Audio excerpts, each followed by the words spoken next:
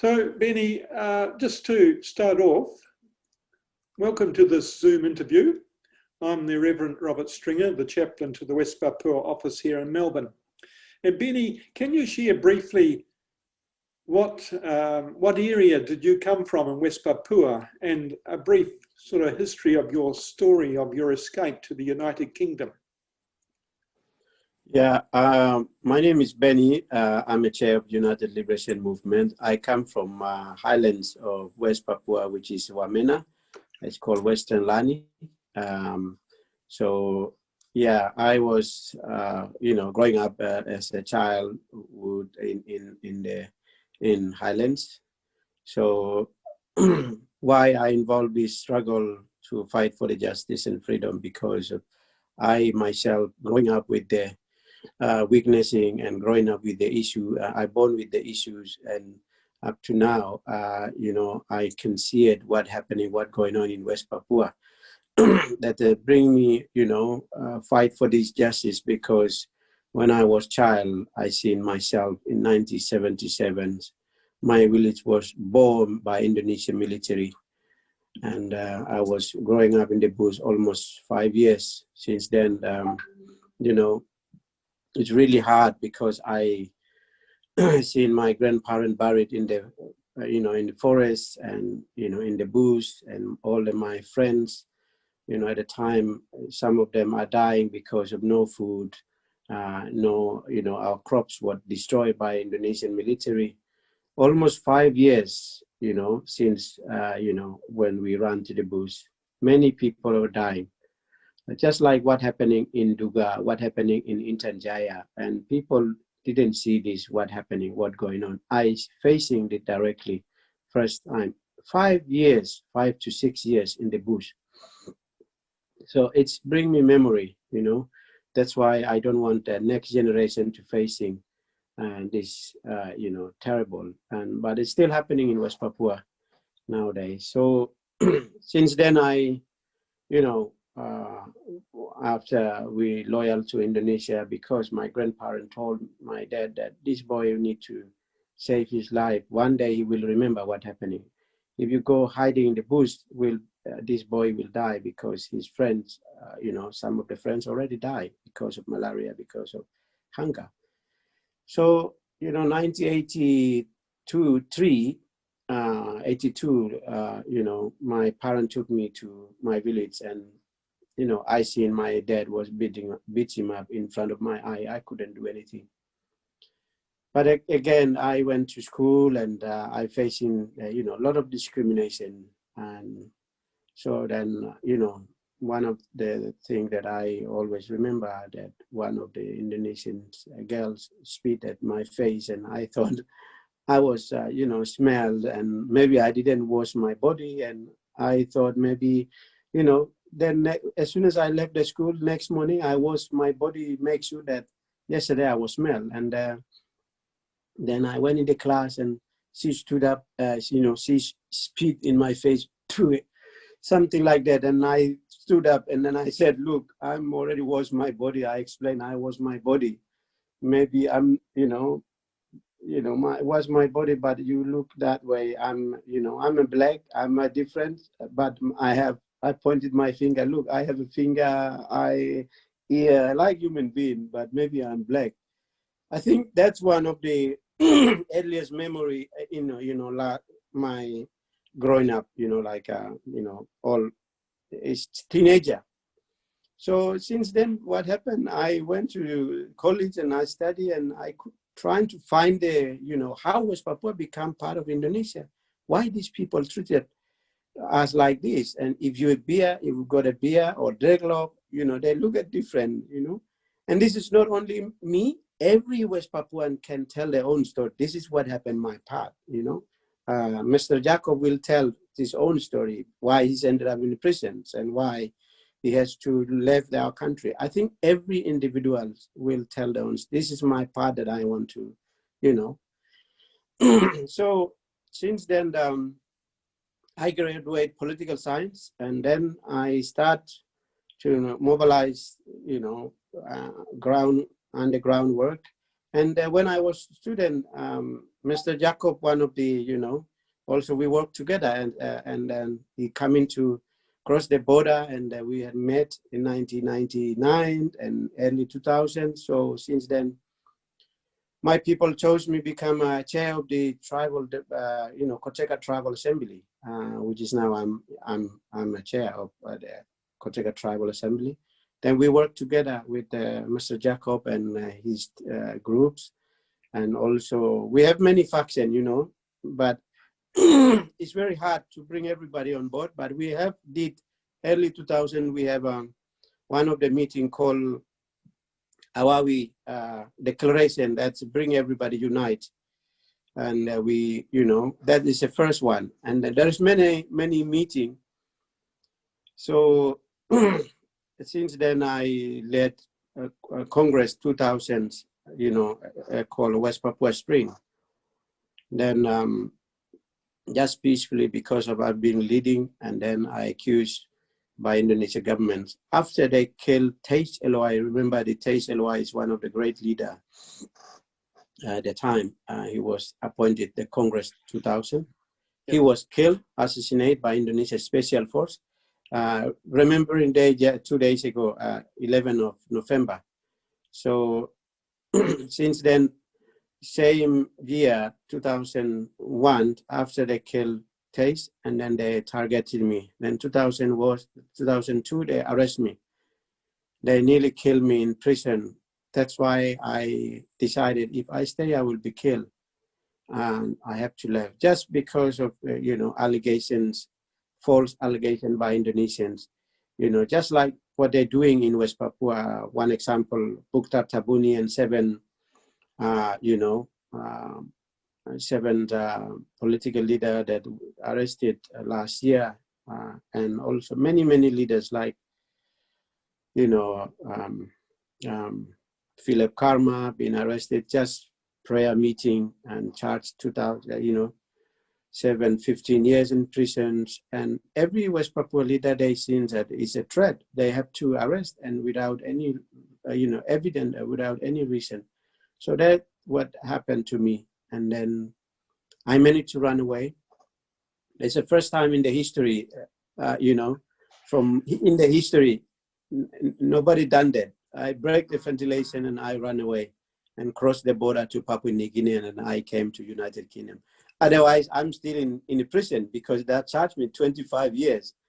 And then I thought, this is never, get a justice, if you, charge you 25 years, that's it, And then I thought this will be, end of my life. But I believe that, I managed to run away. Now I'm here, and I'm still continue to, building a network.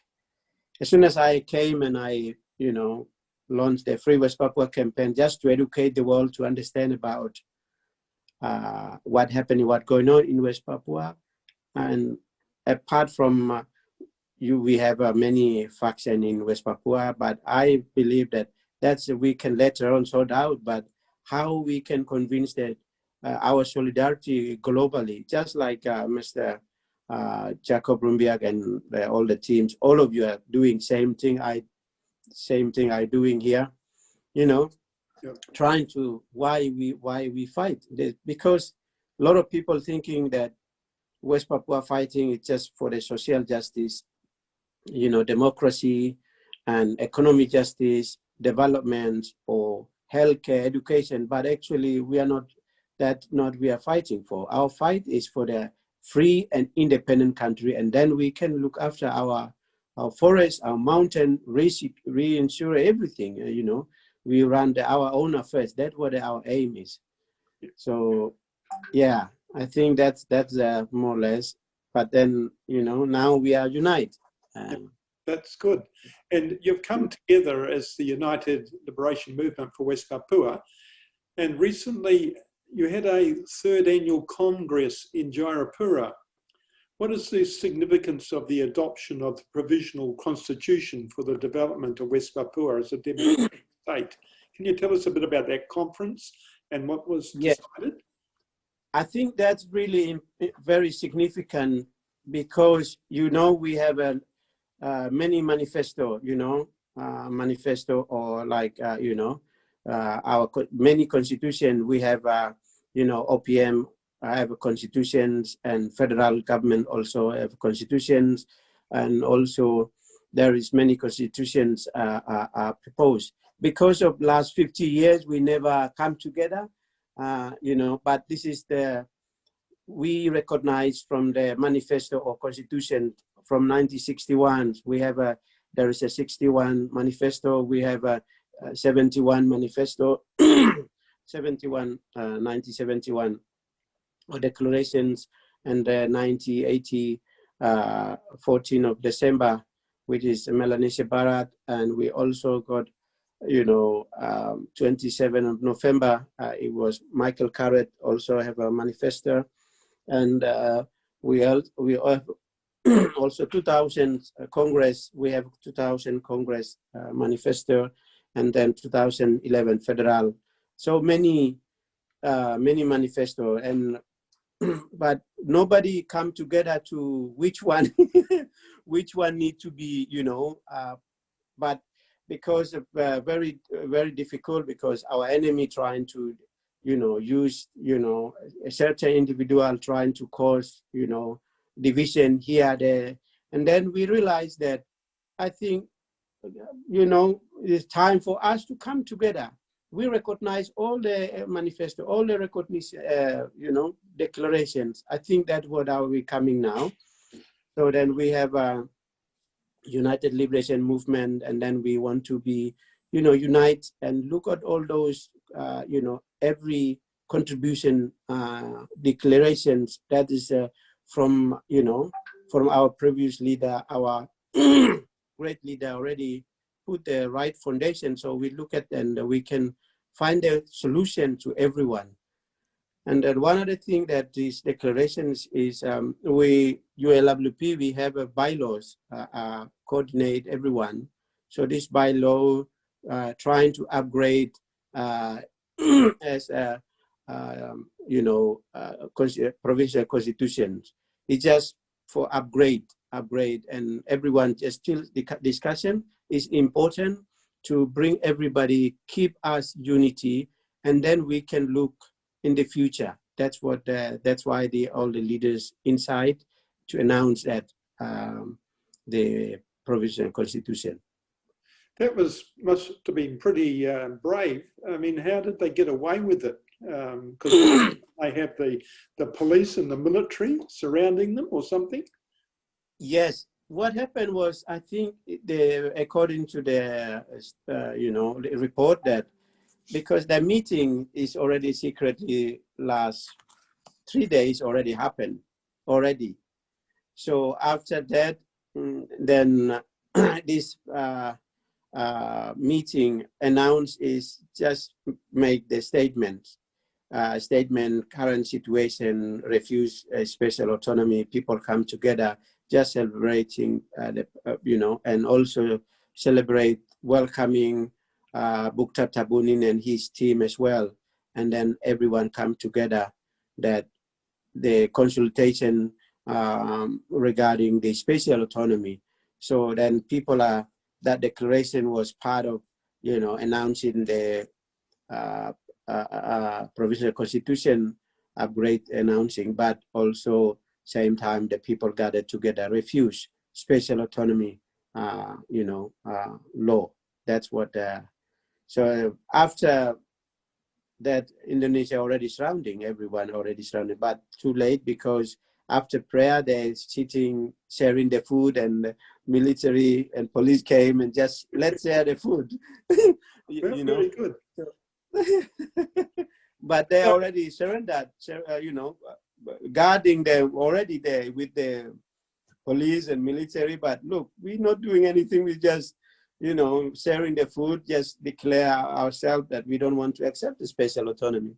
Right. I think that's what happened. So having rejected the special autonomy, the law number 21 of 2000, what are the steps that have been planned in terms of the goal for a referendum, and what comes after that? I think you know, the people in West Papua already refuse accept the special autonomy, and in fact that this is not only ordinary people but also student movements, and there is almost 40 more than 40 organization also Solidarity from Indonesia also supported the idea of the refuse the special autonomy bill, and also the church leader, religious leader, organizations, and also MRP, this body set up by the Jakarta, but is one of the special autonomy bill is number 77, said this consultation must coming from the people of West Papua. Based on that, people already refuse. So I think that they give us a more strong signal that we, ULWP, will more, mandate from our people that you cannot force us. And this is, we want to tell the world that, we not accept the special autonomy. We want a referendum independent. That's what our, demands. Right. Now, you made a call for the Indonesian military forces to pull back from Papua. What was the reply of President Joko Widodo concerning the crackdown by security forces against the students?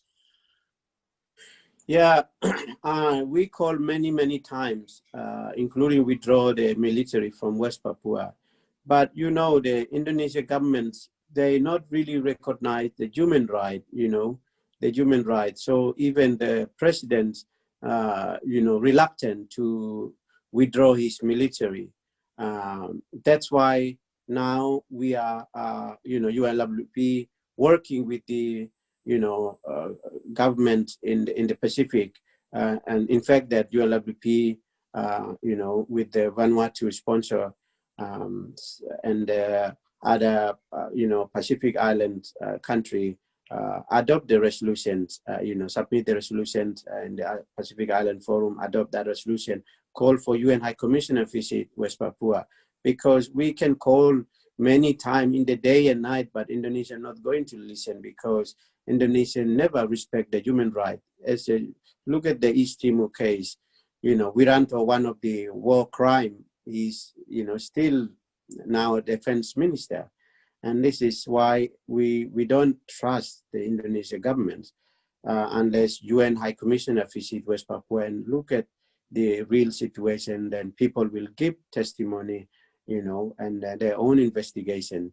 And this is call is not a Pacific Island Forum only, but also 79 country, ACP, Africa, Caribbean. So we still, believe that this is going to happen.